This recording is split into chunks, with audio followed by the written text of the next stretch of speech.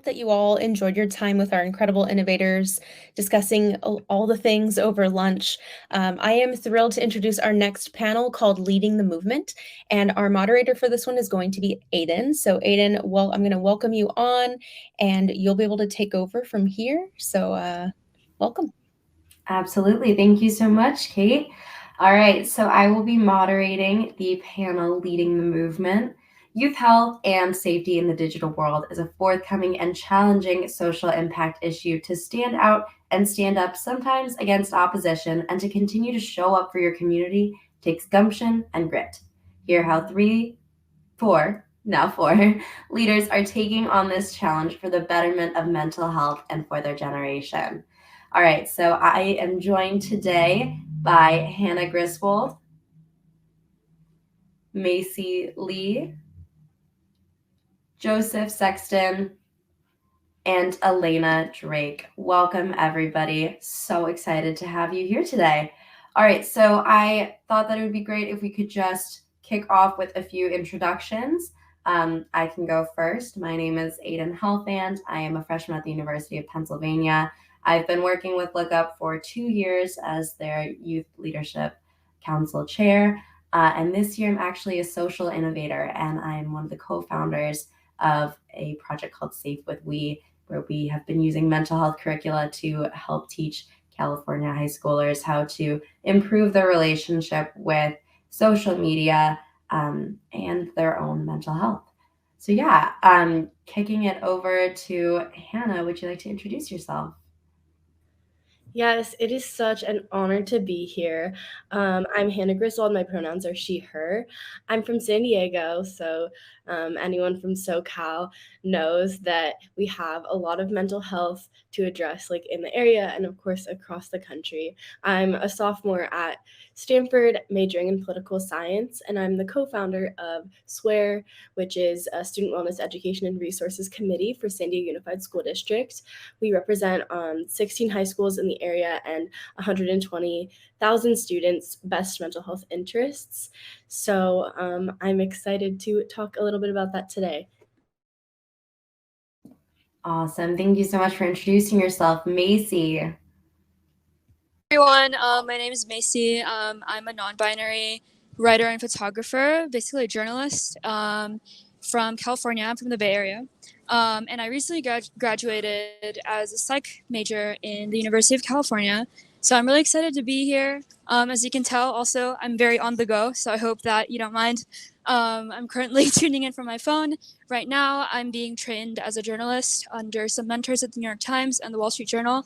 And my main advocacy is just like making psychology more accessible for people, for just everyday people, and for them to understand more about therapy and people who identify as neurodivergent. So people with special needs, people with Down syndrome, that is the main focus of my advocacy. And I think I'm just really happy to be here. Thank you everyone for planning this event. And also looking forward to learn more about my co-panelists.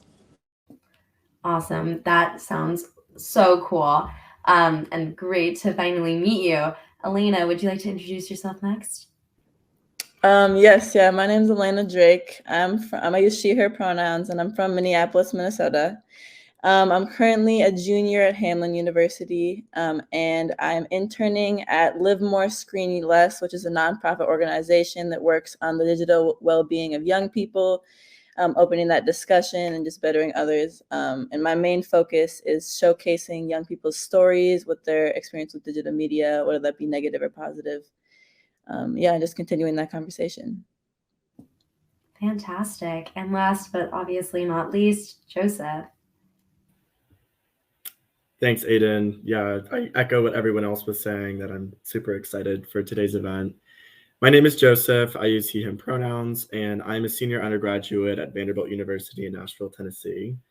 And I have for a long time been involved in research and mental health advocacy, but more recently, the last couple of years, began to really struggle with this question of why is it that advocacy and research have been going on for so long, and constantly the rationale for why we're in advocacy or why we're doing research has stayed the same, that these issues in mental illness are just as prevalent now, if not worse than they were 20 years ago. So what is the bottleneck in research and advocacy? And so the main thing I do now is I direct a large hybrid conference called the Vanderbilt Critical Psychiatry Conference. And we work to bridge the gap between academics, activists, clinicians, and from people across disciplines, from anthropology to history to basic science to, the on-the-ground work that's going on in advocacy. So that is my main project nowadays, and I'm excited to talk more about what this all looks like with you all. Absolutely. And I think, Joseph, the dichotomy that you brought up about there's more mental health issues now, but there's almost less support for that is kind of parlaying into our first question that I'd like to pose to the whole group. But in a broad sense, what inspired you to become a youth activist? Because we heard all of your phenomenal projects, but what kind of was the seed that sprouted into your roles? So could we maybe hear from Hannah first?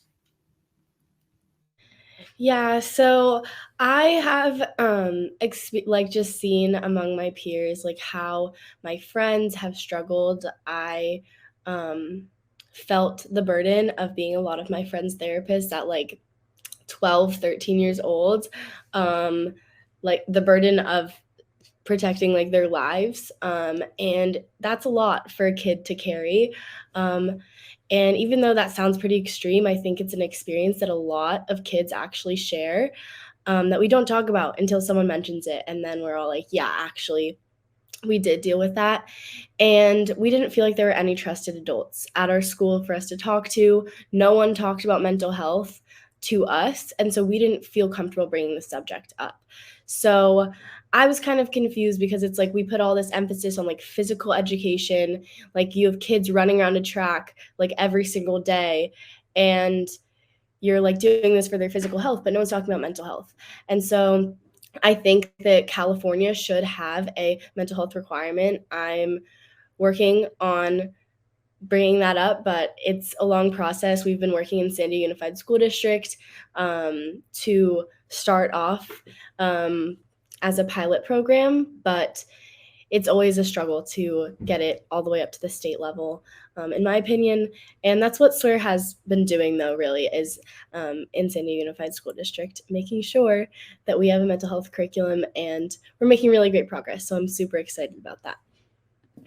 Yeah, well, that is so inspiring to hear how you're trailblazing. That is really the essence of kind of, in my opinion, being youth activists. It's kind of finding your own path, and one that's not been kind of already cleared out for you by some of our adult allies. I think that's so impressive. Elaina, do you have anything that you'd like to add, maybe? Yeah, so I first got introduced to the organization that I currently work with in high school. My advisor approached me to participate in a focus group discussion, just like with some of my other peers. There was going to be another organization, Live More, was going to come in and facilitate the whole discussion. And just based on that conversation, then hearing the experience of my peers, just with digital well-being and how they were doing, and us having similar experiences, me being able to share what I was going through, and how I was dealing with everything, was really inspiring to me, because I think it's really important that we open this discussion, and to hear that people were going through similar things just made me want to work with more people who were inspired by that. So 3 years later, I reached back out to the organization, and decided I wanted to work with them. And so now I'm currently an intern and want to keep this discussion started and planting the seed for everybody to know that there's better things and better options you can take. I love that. That is such a great story. And I mean, I feel like we've been talking about a lot of the really positive and optimistic parts of being a youth activist, but obviously as youth activists ourselves, we know that's not the whole picture. So I think a really interesting question that I would love to hear your everyone's thoughts on really are just, what are some vulnerable parts of leadership that you've experienced or that like you've identified? Joseph, do you have any thoughts? Yeah, so, and I think this can also touch on the previous question a little bit. Most of us, or many of us, did get involved with a lot of mental health advocacy by virtue of having our own struggles in mental health. And so this is actually an interesting space because there are a lot of people that have been speaking on panels today that were simultaneously juggling the fact that we are passionate and ambitious, as I'm sure many of the people that are listening are. But then at the same time, when you have a million things going on and it's getting close to when, conference is finally coming together, or some project you've been working on is, just finally materializing, those can be times when you, as someone with lived experience, start to have feelings come back. And it can be incredibly trying. And so I think something that's important to acknowledge is that just by nature of who's getting involved in mental health leadership, and especially among young people, as we're navigating a lot of these things for the first time and handling all of the chaos that comes with any type of project management, you are going to have your own struggles, and those things don't just stop. They aren't in the past and just exist prior to when you enter a leadership position. They are, in fact, things that, like any case of mental health, they endure, and they are going to be on and off things. So I think that being able to identify that this is okay and that this is something that you will actively deal with and work through is an important, coming to terms that anyone that's interested in leadership with regards to mental health needs to think about. Yeah, it really is a journey. And that was such like a comprehensive answer. That was great. I feel, and kind of like building on that, I feel like one of the struggles that we can also face is just kind of like burnout. Because like Hannah was saying, like you are faced with a really arduous process and there's really no precedent for it, for the work that you're doing. So something that I've found to kind of like help deal with burnout is really relying on like fellow innovators. Just because like there's like a shared understanding and a bond, just because we all feel that social responsibility, that like we see this need, maybe we've even like experienced it ourselves, and we take that like emotion and like funnel it into action. And I think that's so empowering. Just as like, not only as a youth activist myself, but someone in this community. So something that I would love to hear everyone else's thoughts on, just because like Joseph was mentioning, like sometimes you're learning about like digital well-being and also kind of like treating yourself at the same time. How do you personally engage with social media? And if you have any tips for healthy tech use. And so, Macy, I would actually love to hear your thoughts. Macy has this fantastic website they've been working on. It's called Macy Loves Cows. It features all of their like work with like a bunch of different venues, which I think is so impressive. But I'm just really interested, Macy, you can kind of kick us off, but just how do you engage with the internet, with social media? Yeah, thank you so much for that question. I think it's fairly simple. Social media is just a facet for me. That's how I view it. I try to make things really not complicated when sharing things, because I feel like my generation in particular has a tendency to overthink, how do I present myself or how do I push forward with this? And something that my mentor was telling me, because I work mainly as a writer and photographer, something that my mentor was telling me is that as long as you have a story to share and as long as you have the genuine intention of putting forward your truth as a journalist, and that's all that matters. So that's how I see social media, and it's been making my life way easier. Like I'm off of it, like because I get really anxious too. Like I'm a generally very anxious person, and so to make myself stop overthinking is I simplify that, right? And the other thing that I remind myself whenever I use social media, whether it's on my website or Instagram, which are like the two main platforms that I communicate people with, I always tell myself, I am just a communicator. I am a bridge to connect people with a certain idea. And it's not necessarily like me sharing about myself all the time and stuff. Like my writing and my photos is more about other people and the story and advocacy behind it. And whatever happens with me after will come after naturally. And that helps me not be pressured to be a certain type of person. And I think I also like try to stray away from people calling me like an activist, because I feel like sometimes that's so glorified in this day and age. It's like, oh, you know, they're an activist, like they're doing all these things. Like at the end of the day, I'm just a person, and I'm just a person like trying to tell a certain story, and that's how I view it. So I think that's how, you know, non-pressured I feel, and that's why I also enjoy the work. And I feel like that's why burnout is also a thing, because people are, you know, so pressured to live up to a certain standard when people should be reminded there is no standard. Like this was all just created, you know, by people who are supporting this platform or this movement. Maybe that's why TikTok's so big, is because everyone just decided to go on it, right? Like no one told you that, oh, you have to be this certain kind of creator, or this is what a creator is. Like there is no definition. You have to just like kind of do it yourself and go out there. And I think that's why I feel like no pressure, at least on my end, when I relay these stories. And I just kind of like fact check. That's the only thing I do, honestly, when sharing things on social media, is that you really just have to fact check. Because, you know, also we're very young, and, you know, we have like a huge network of people that we work with. But again, it's like, am I sharing the correct information?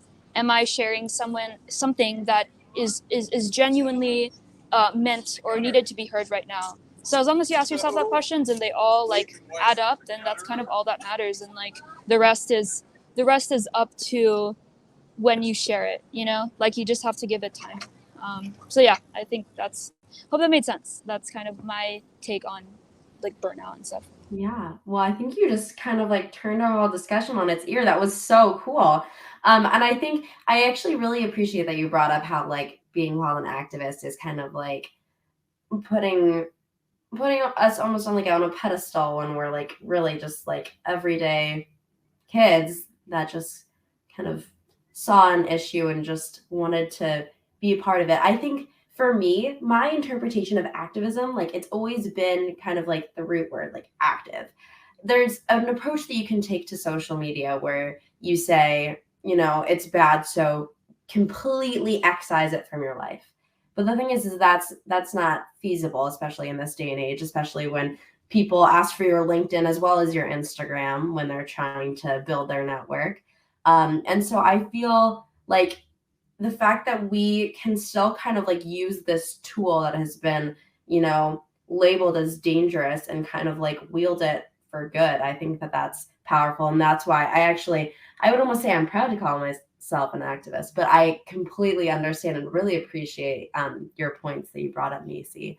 I would love to hear some other people's kind of thoughts on how they engage with social media as well. So Joseph, do you want to share? Yeah, I mean, I echo everything that's been said. It's kind of interesting how this space has evolved, because there is a lot of talk about all of the evils of social media. And to be sure, there are, in fact, a lot of issues with social media. But there's been a lot of talk today. And, you know, I was in the earlier panel that was focused primarily on policy and talking about how these things, you know, obviously are not inherently good or bad. I think it's exactly what Macy was saying. It's you say things and then they are received, and they are, you know, it's just something that exists until someone necessarily makes it bad.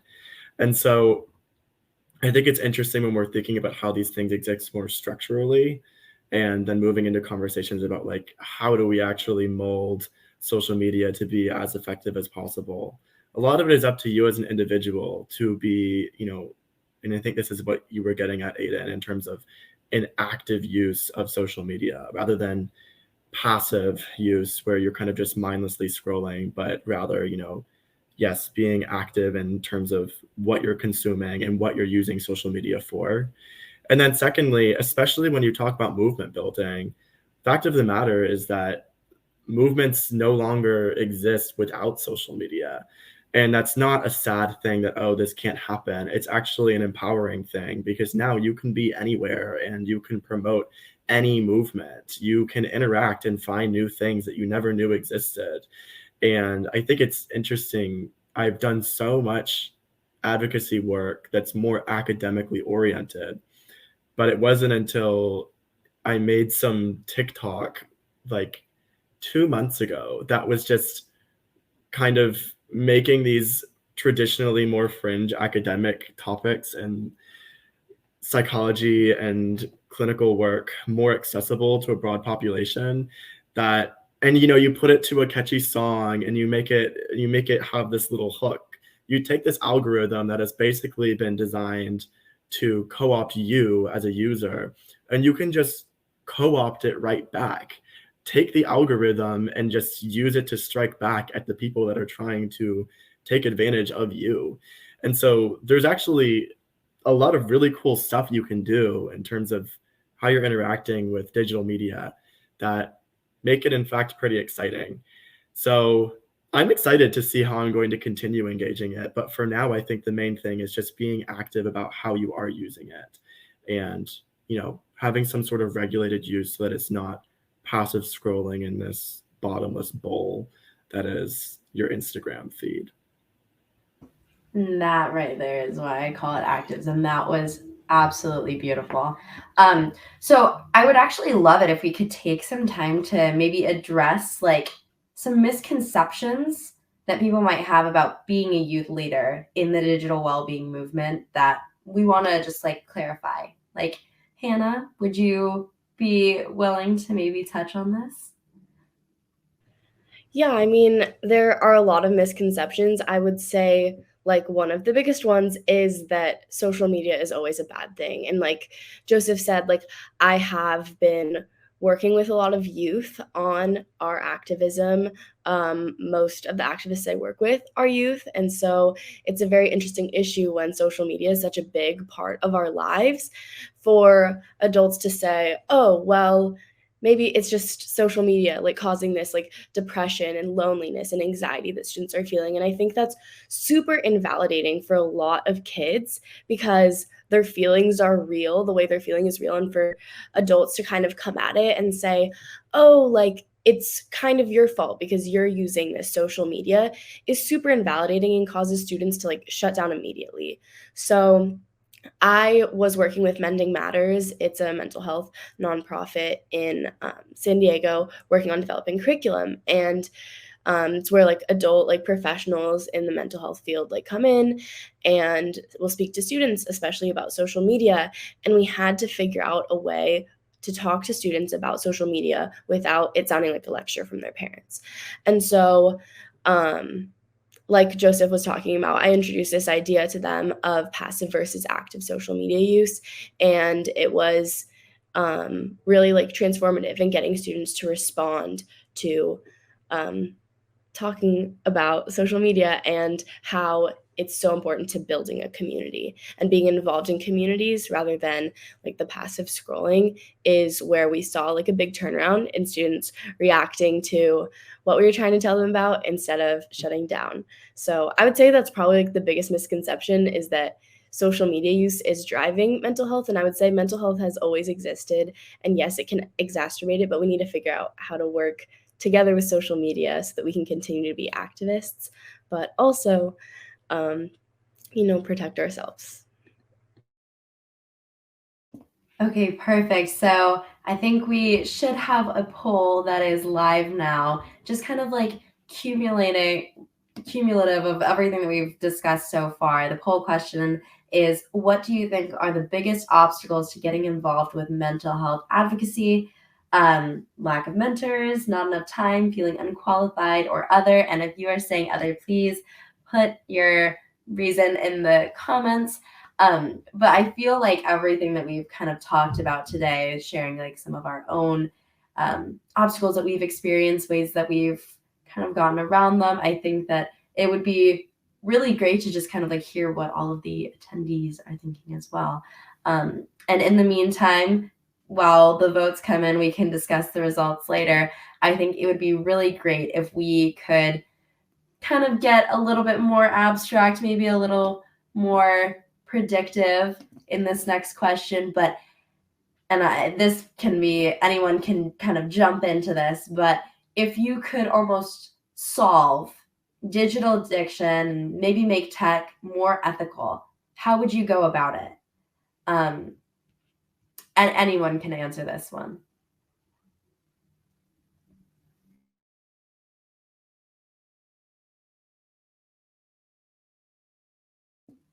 Okay. All right. No, it's okay. People are a little shy. Hannah, did you have something you wanted to say?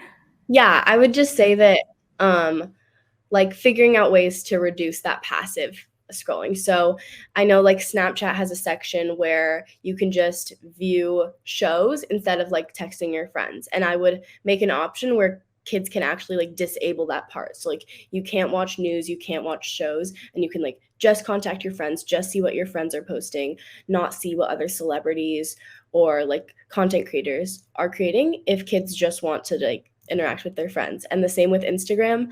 I would keep it to where like you don't have a For You page. It's just the friends that you choose to follow, and that's all you can see, and you can't see other people's content, because I think interacting with people that you don't know is a lot of the times where like a lot of the, like insecurities, etc., that like kids and especially girls will feel on social media comes from like seeing those people that they don't know, and they only see the perfect life and they don't know them in real life.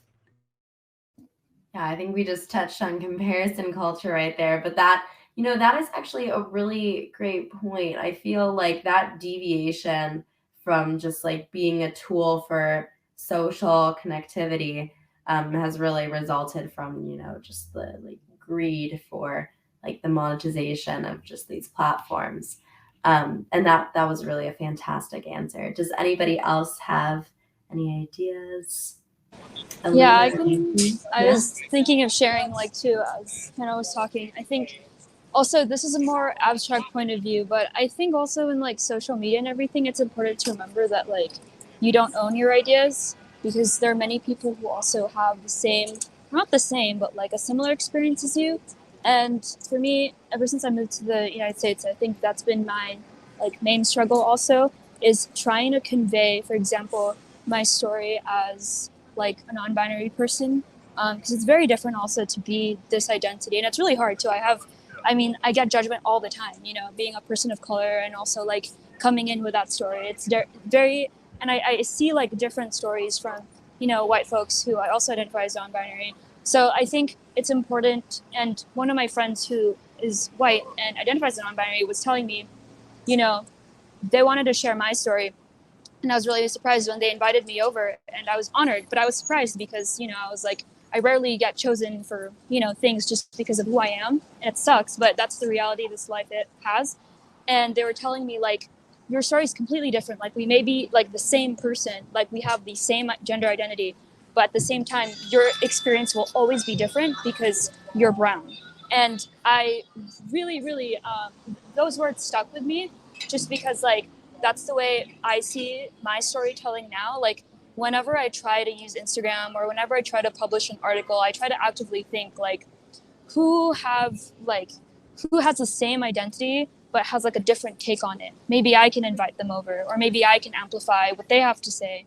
And I think that's super important when it comes to like mental health activism, especially with social media, is because we need a really, really wide range of representation. I feel like as young people that are working towards making these platforms, like, am I diversifying this enough? Does this like kind of make sense in like kind of every context, not just like my immediate community? Like how can I go out of my comfort zone also as someone who tries to encourage people to do this and to get involved in the advocacy, because the more representation there is, the better. So yeah, I feel like we got a really good kind of like two different takes on that. Hannah was talking a little bit more about maybe like an individual's like knowledge of themselves, like choosing to kind of like take off like the external like scrolling and stuff, like really just rededicating themselves to using social media to connect with people.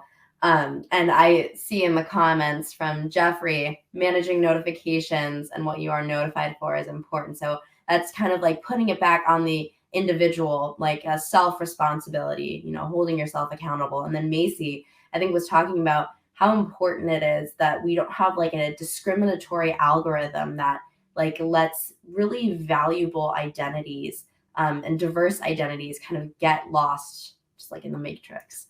And Elaina, I think that you were about to also chime in on some thoughts, so I would love to hear those.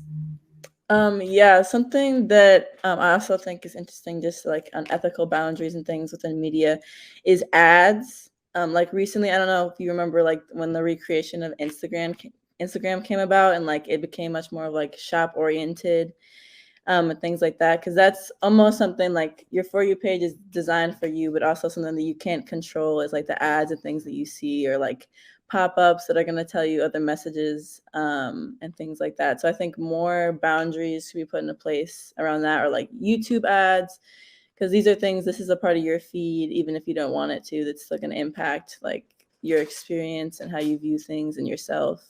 So I think that should be monitored more clearly and closely as well.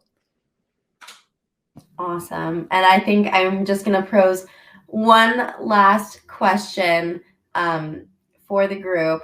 And this is, what advice do you have for youth looking to engage with the movement and become, well, we've kind of addressed that this might be a charged term, but youth activists.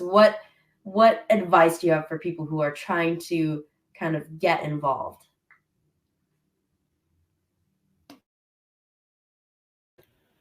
I think I would say just taking initiative.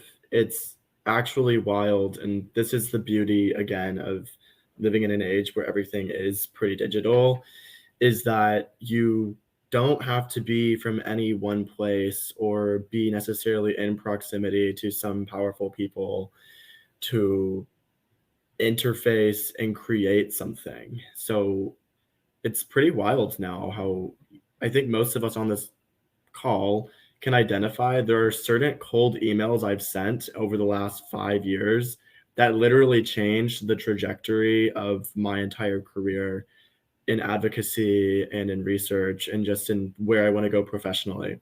And it's actually wild how you think that, oh, these people are, they're just high and mighty and they're so busy and impressive, but you'll be shocked and you won't get a response every time. But just setting those emails and taking the initiative to just do it, like sit in that Starbucks and decide today is the day that you are going to write down what you want to accomplish a year from now.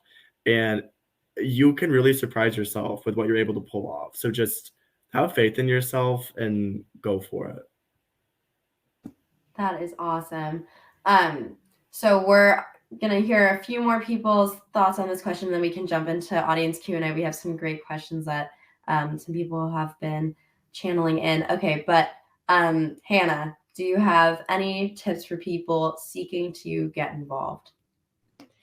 Yeah, I would say like don't be scared to like create big coalitions. I think that there's a lot of like being exclusive in like the youth activism environment where like we feel like we need a leader and we need followers, but like when it comes to mental health, we are all like working towards the same goal as like having better resources for all of us.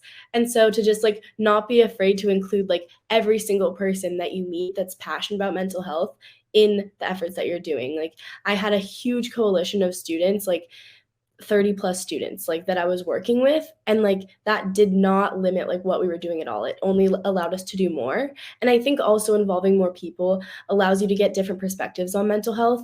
I think, as Macy was talking about, like coming from different backgrounds of gender, sexuality, ethnicity, like you have different experiences with the mental health space. So you need all of those students and as many people like as we can involved in this movement. Yeah. And I think we just got those poll results back. So in addressing the question, what are some of like the biggest obstacles to getting involved with mental health advocacy? 40% of people said lack of time, 40% said not feeling qualified, and 20% is lack of mentors. Elaina and Macy, would either of you guys like to maybe tailor your response, maybe given what we just learned from the audience?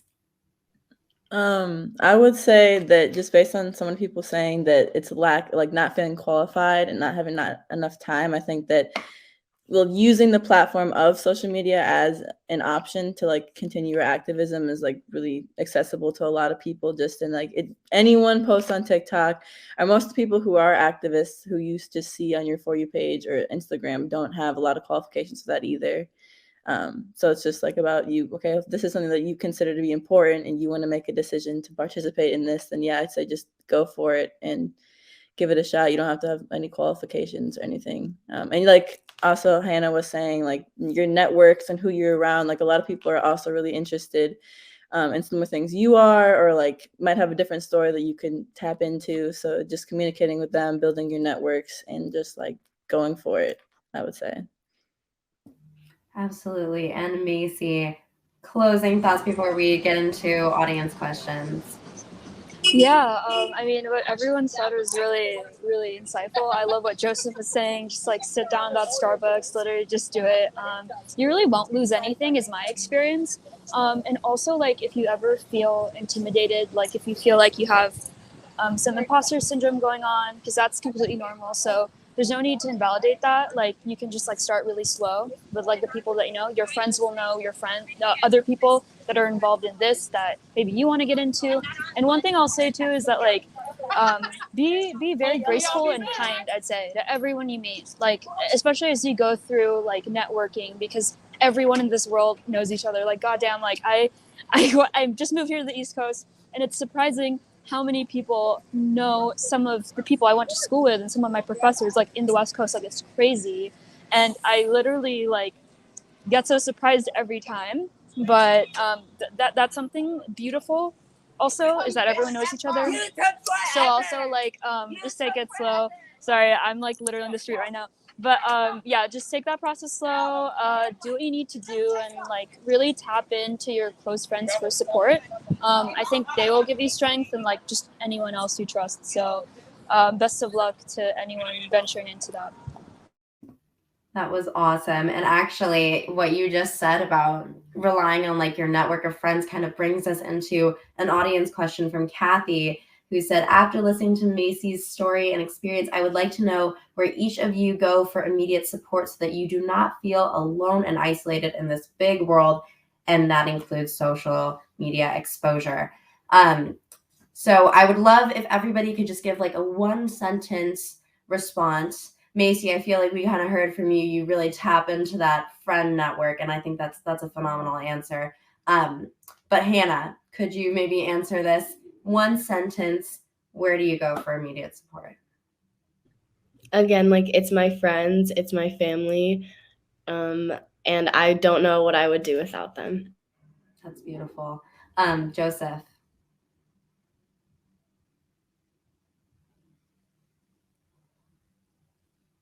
Yeah, I think you're muted. Sorry about that. Thanks. I think for me, it's definitely also my family and making sure I'm calling them on a regular basis. The other thing I would add is just embodying that support can come in all of your interactions. So kind of what Macy was saying, have grace with your interactions with people. Be okay with people responding to you late, because they'll be okay with you responding late when you kind of need that support in that way. Great. And Elaina. I would also say my family and my friends, and just, yeah, the people that care and love you and that are in your circle are always there for you. Perfect. And I just, for me to give my little 1-sentence answer, I would actually say that I rely on fellow change agents, as Susan put in the comments, because I think it is so enriching just to know that there are so many people out here who have been similarly galvanized by an inability to sit idly when they recognize an issue in the world around them. And I think that this kind of wraps up our summit for today. Thank you, everybody, for this phenomenal panel. I feel like this was so informative, and we had such a great breadth of insights and personal backgrounds. And Kate, Thank you for popping back on. I just want to say thank you to everybody. This is probably, I've been doing these summits for 3 years, and this has probably been my favorite panel.